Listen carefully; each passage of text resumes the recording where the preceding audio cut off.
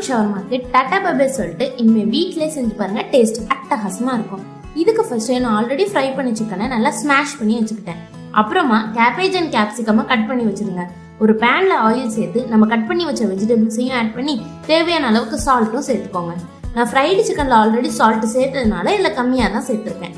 இப்போ வெஜிடபிள்ஸ் நல்லா வெந்ததுக்கு அப்புறமா ஸ்டவ் ஆஃப் பண்ணிட்டு 2 ஆனியனும் கட் பண்ணி சேர்த்துக்கோங்க. அப்புறமா நம்ம ஸ்மாஷ் பண்ணி வச்ச சிக்கனையும் மயோனைஸையும் சேர்த்துக்கோங்க. 1/2 டீஸ்பூன் பெப்பர், 1 டீஸ்பூன் வினிகரும் சேர்த்து நல்லா மிக்ஸ் பண்ணிக்கலாம்.